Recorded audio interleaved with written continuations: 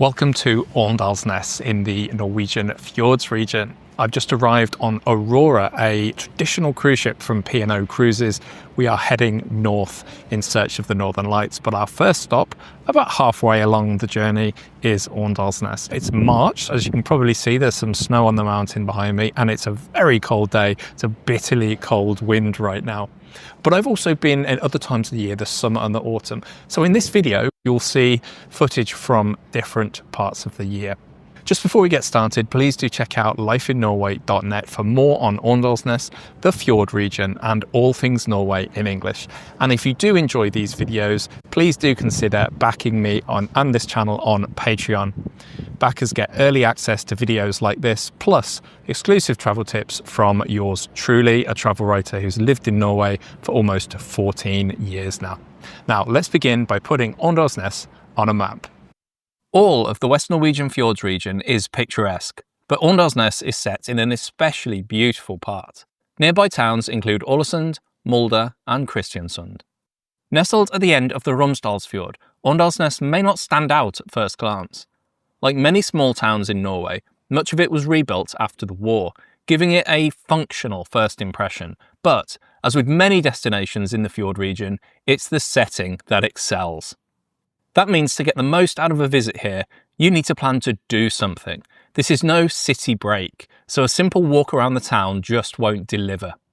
The fjord, by the way, is spectacular. If you are sailing into Åndalsnes, be sure to be up early for the sail-in, or stay out late on deck to watch the sail away. Whatever time of year you visit, it's well worth it. The Romsdalsgondolen.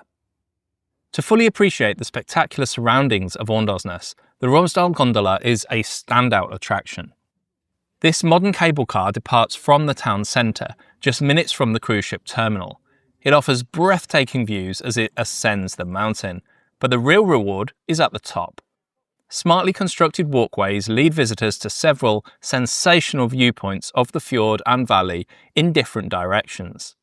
I can't decide which is better, the winter or the summer. Let me know in the comments which you prefer. Although perhaps if I show you quite how cold and windy it was in the winter, you might err towards the summer. It was a simply stunning view, but my word, do you need to be wrapped up well up here. Visitors can enjoy a meal at the Eggen restaurant, one of Norway's highest located dining spots, while enjoying the panoramic views. I heartily recommend the fish soup. Something to visit while you're up here is this historic mountain shelter. The cable car is only a few years old, and prior to that, this shelter provided a much needed break for hikers when the weather turned nasty. Speaking of hiking, this is still very much a hiking destination. The hiking trail up the mountain is still used by locals, and it's now a comfortable, if very steep, walk up. The view from the Rauma viewpoint is an outstanding reward for those who do prefer to hike. This clear-sided platform juts out from the mountainside, providing unforgettable views over the town, the fjord, and the surrounding mountains. The hike to Romsdalsfjord is part of the longer Romsdalsgondolen ridge hike, but many visitors opt for the shorter, more manageable ascent directly to the viewpoint. The round-trip hike takes 2 to 3 hours and includes several steep sections, but the view from the top makes the effort worthwhile. You could also take the cable car up, then walk down about 20 minutes to the viewpoint, returning by the cable car or then walking all the way back to Åndalsnes. The Golden Train on the Rauma Railway. One of the best ways to experience the awe-inspiring scenery of the Romsdal region is by taking a journey on the Rauma Railway, often called one of the world's most beautiful train rides. A short return trip on the Rauma Railway is marketed to tourists as the Golden Train. Departing from Åndalsnes station, just a short walk from the cruise terminal, the train travels past steep mountains and alongside the Rauma River. Highlights on the Rauma line include Trollveggen, or the Troll's Wall, Europe's tallest vertical rock face, more on this coming right up, and the Schilling Bridge, an impressive stone railway bridge that offers a wonderful viewpoint over the valley below. Many cruise lines include the Golden Train as part of their excursion offerings, but independent travellers may also be able to secure tickets for the same chartered service through the Golden Train website.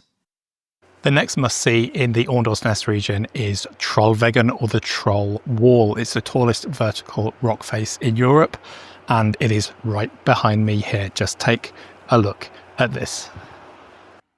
I don't feel a lot of words are necessary here, but even so, trust me when I say that these pictures don't do the scale of this place justice. It's easy to see where troll folklore comes from here at Trollveggen. Unfortunately, the visitor centre was closed on my March visit, but I have been before in the summer. Inside, there's information panels about Trollveggen and climbing in Norway and the surrounding areas, a gift shop, a cafe, and a terrace offering a view of the wall. Trollveggen is a legendary challenge for climbers, with several routes up, all of which require significant experience. This memorial to climbers and base jumpers who've lost their lives over the years here is positioned next to the map, with very good reason. Trollstigen. One of Norway's most famous scenic drives, Trollstigen, the Troll's Path or the Troll's Ladder in English, is a must-see for visitors to Åndalsnes. Yes, another must-see. When you first reach this mountain face at the end of the valley, you assume the road must end, but then you spot a car and another one, and it soon becomes clear you've arrived. This winding mountain road features 11 hairpin bends that help this road climb up the mountainside. At the top, the Trollstigen viewpoint allows visitors to truly appreciate the road and the breathtaking views of the valley. Guided tours are available to Trollstigen, and they start from the Åndalsnes train station. The drive from Åndalsnes takes about 30 minutes each way, and the viewpoint includes walkways and platforms that provide stunning photo opportunities. Allow at least an hour at the viewpoint to explore each of the viewing platforms and take in the views. However, be warned, in recent years the road has been closed for several weeks because of rock slides. In fact, it was closed for much of the 2024 season, so check in advance and have a backup plan just in case Trollstigen is closed. Explore Åndalsnes town. I've barely mentioned the town itself yet, as it really is the surrounding nature that's the star attraction here. But one prominent attraction in the town itself is Tindersenteret, the Norwegian mountaineering centre, which stands out along the waterfront with this eye-catching design.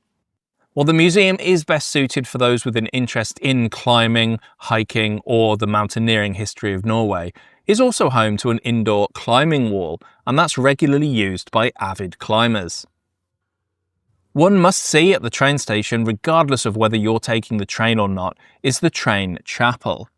This former carriage has been converted into a chapel, a peaceful place for contemplation. Although I'm not sure of the opening hours here, it has been open the last 2 times I visited the town. I hope you enjoyed this introduction to Åndalsnes. It's been an amazing day and I've had an enjoyable time every single time I've been here to Åndalsnes, and pretty much anywhere in the Fjords region. Speaking of the Fjords region, do check out this video next if you want to see some highlights of another Norwegian Fjords destination. And as always, thank you for watching.